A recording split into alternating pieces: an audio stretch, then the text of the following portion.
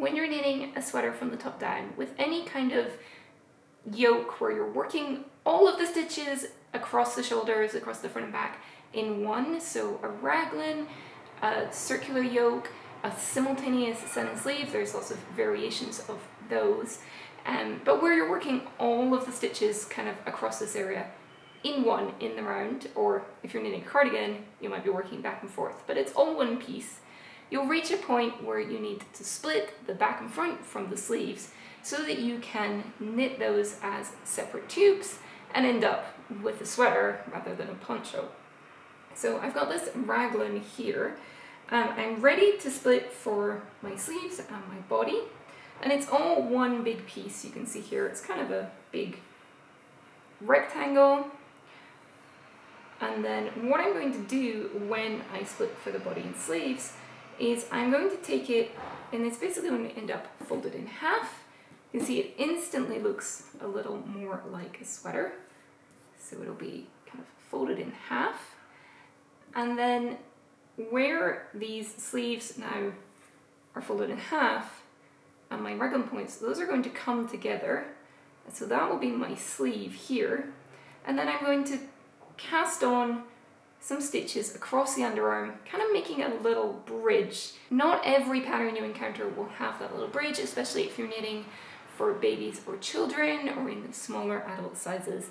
But I find generally it's a little more closer to the shape of your body, it makes it easier to move your arms, and it avoids a lot of strain on just a couple of stitches at that point. So I do like to do a little cast on bridge.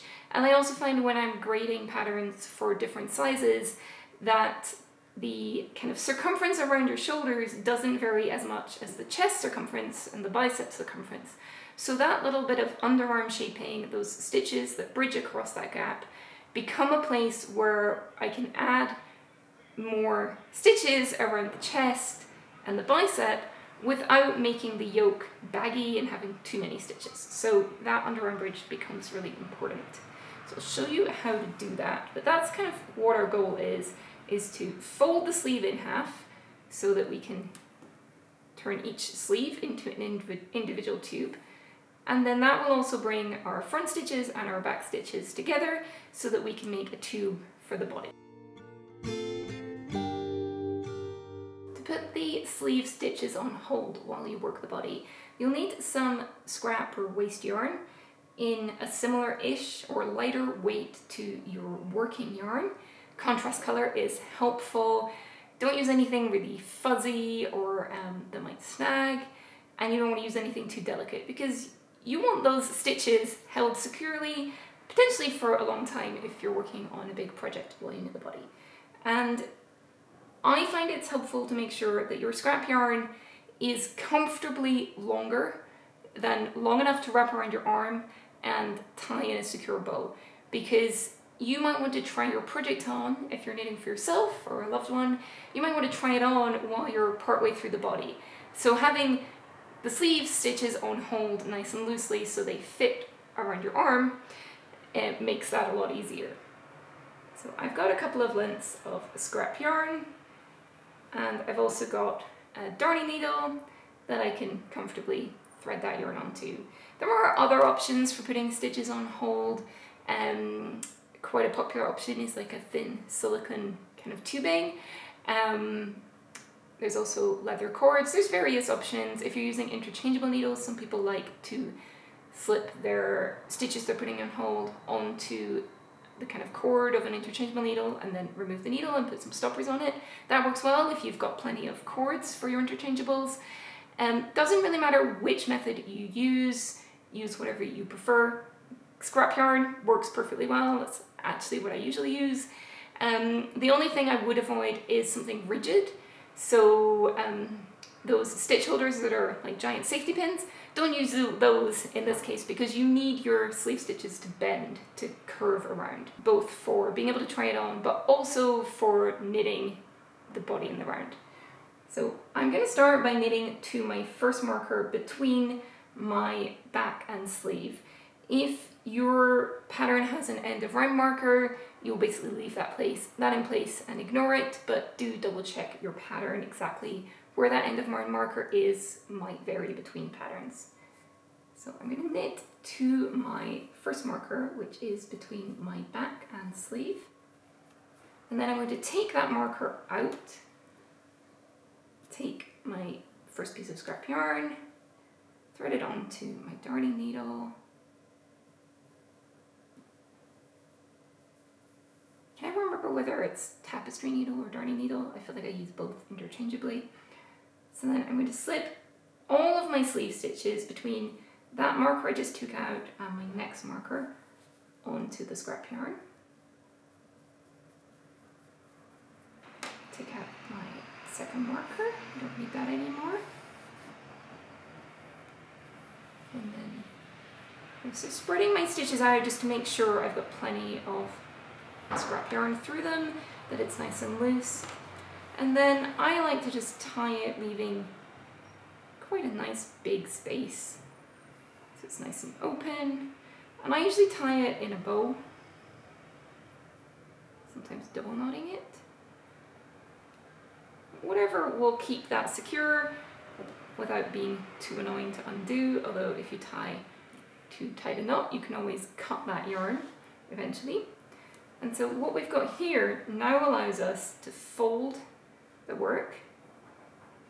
Those sleeve stitches will bend and come together, and then I could slide, or now the next stitches on my left needle tip, up close to my right needle, and I could just start knitting and not bridge this gap at all. I could just bring them close together and start knitting. You will see that sometimes, especially on baby sweaters. In this case, I'm going to cast on some stitches because that's more common. And you have two main options for your underarm cast on. The crucial thing is that you want to just use the working yarn that's attached to the stitches you just knit to work the cast on. And that limits your options for cast on methods, generally to ones that only use one strand of yarn. So the two main options are the backwards loop cast on and the cable cast on. Backwards loop is easier to work, but can be slightly harder to work into on the next round, and may not add as much structure and stability at the underarm as the cable cast on method. But both are good options. You can choose which works better for you. I'll just show you the backwards loop method on this underarm, and then I'll use my convenient second one to show you the cable cast on option. Backwards loop is sometimes called the thumb cast on because you can work it with your thumb. There are multiple cast ons that share the same name, thumb cast on, so if you know a different one, don't worry about it. But backwards loop is essentially putting multiple twisted loops of yarn onto your right needle tip. I like to work it by gripping my working yarn in the sort of lower fingers of my left hand, and then just hooking my thumb under that yarn so that I've got a sort of loop of yarn on my thumb, and then if I insert my right needle under it, I can slip that on, and then I can just keep putting my thumb under the yarn, thumb behind the yarn, hook it up, insert my right needle through. I'm going to keep doing that until you have the number of stitches for your underarm specified in your pattern. I have, let's see, 2, 4, 6, 7 here. I need 8, so I'm going to add one more. So that then will be my underarm stitches for this side. And then I'm going to make sure my stitches for my front are on the left needle and are kind of slid up close to the tip. And then I'm just going to knit into my first stitch. I don't need to do anything special with this stitch, other than when I knit into it, I want to make sure that my yarn is kind of pulled tight so that we don't have, just show you if I slide those stitches down a bit, so that we don't end up with a big loose piece of yarn here that's just going to create a kind of hole at the underarm. So snug those, that sort of last cast on stitch and the first stitch of your knitting up nice and close, and then knit across to your next marker between front and sleeve. If you're working something more complicated, where you maybe have more markers for something like a stitch pattern, do make very sure that you're only doing this at the markers for separating your sleeves and body. You don't want to end up with 3 sleeves by accident. I've knit to the marker before my second sleeve. I'm just going to slide that marker off. I don't need that anymore. And then put these sleeve stitches on hold in exactly the same way as the first, on a second piece of scrap yarn. So I put my stitches on hold by just inserting the tapestry needle, the darning needle, whatever we're calling it, into my next stitch on my left needle, as if to purl.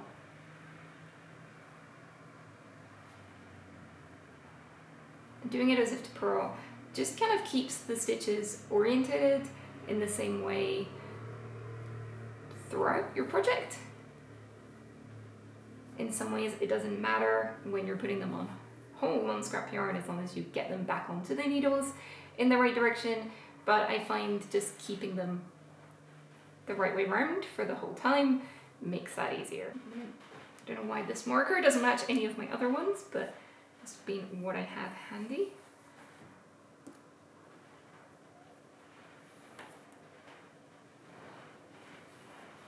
Do be careful when you're pulling out your scrap yarn that you don't pull it all the way through. Spread those out.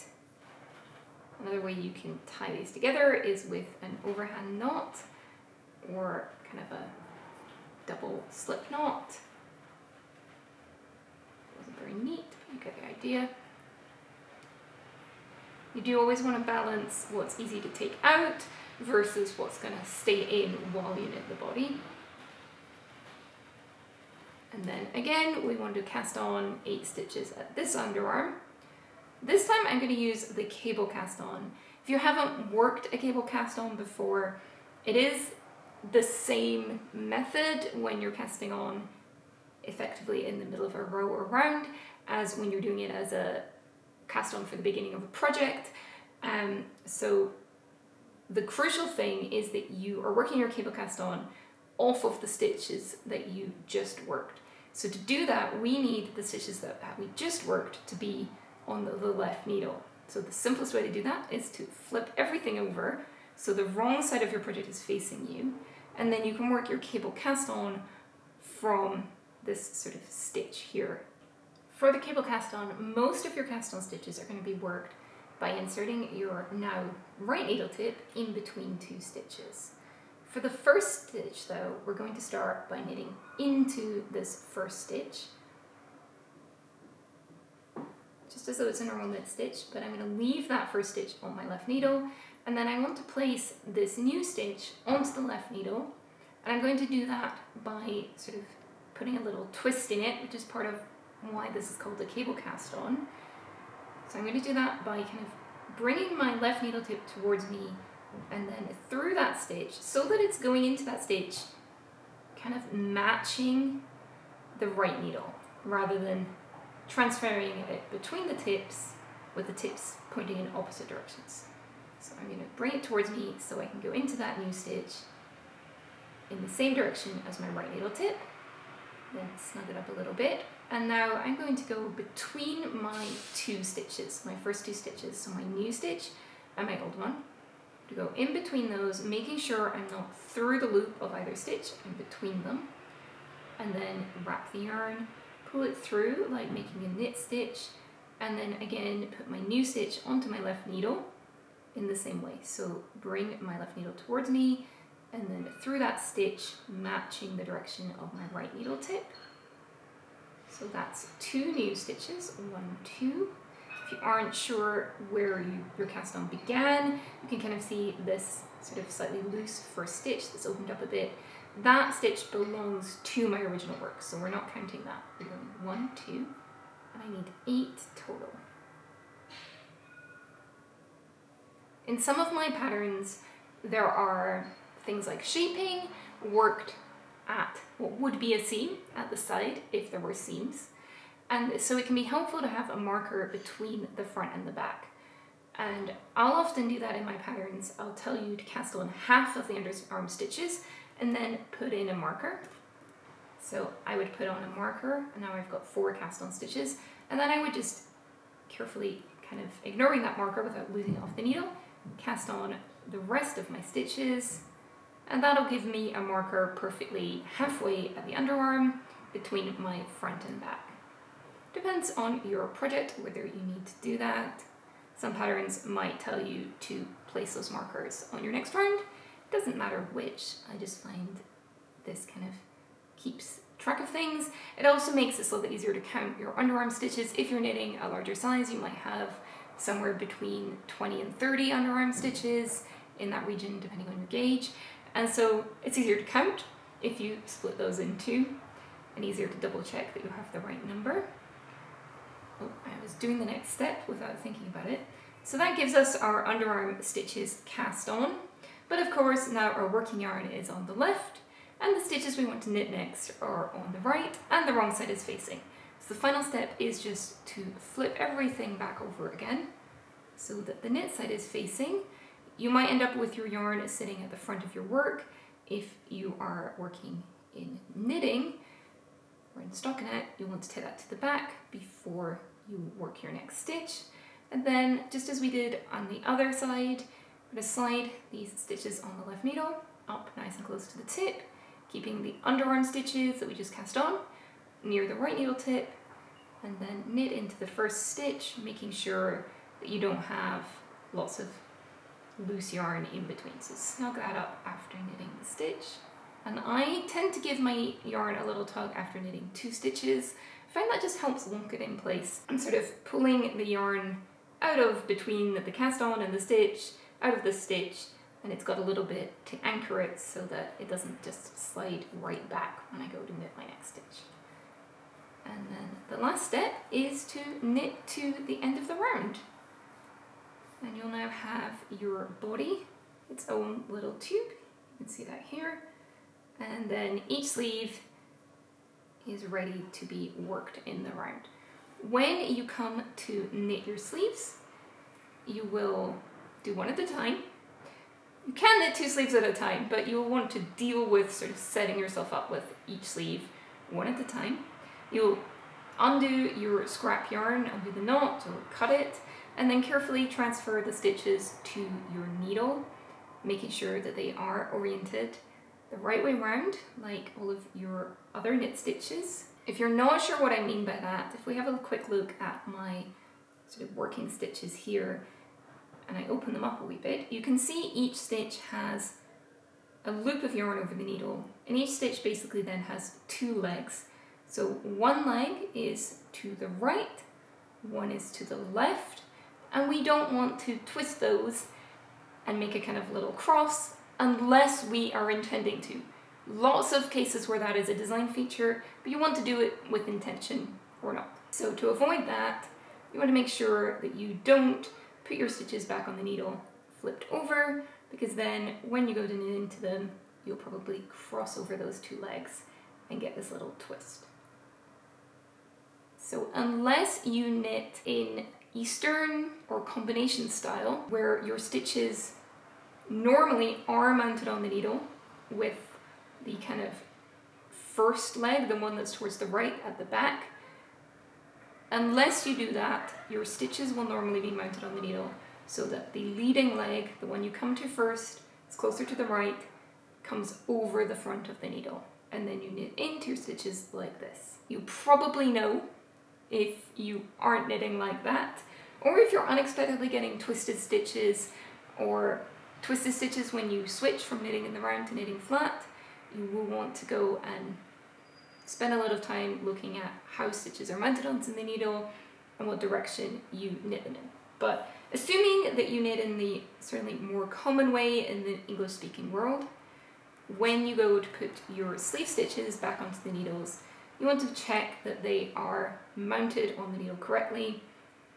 If you, like me, slip them onto your scrap yarn by inserting the tapestry needle purlwise, what you can do to make sure your stitches are the right way around is when you take your, I'm going to use a tapestry needle just to show you, but when you take your needle for working these sleeve stitches, if you start at the kind of beginning, I guess, with the right side facing you, take your needle and again insert that needle in purlwise from right to left, then you will be keeping your stitch orientation the same the whole time. And what I tend to do is slip like a batch of stitches onto my working needle and then pull out the scrap yarn a bit at a time. Sometimes you can even slip them all on and then pull out the scrap yarn all at once, especially if you're using quite a slippery scrap yarn. And that can work well because you don't have to worry about dropping stitches. And then what you'll do for this underarm gap, because that will give you all your sleeve stitches live, is across where you cast on, you're going to pick up and knit stitches across that little bridge. Do let me know in the comments if this was helpful, and or if you would like a tutorial on how to return your sleeve stitches when you're done knitting the body, how to return your sleeve stitches to the needles and actually work your sleeves. I'd be happy to make one of those, so do let me know if that's something you would find helpful. And if you enjoyed this tutorial, don't forget to subscribe for more tutorials and tips and tricks to help you knit with more confidence. And you can find all of my patterns on my website, isolde.com, and on Ravelry. Until next time, bye!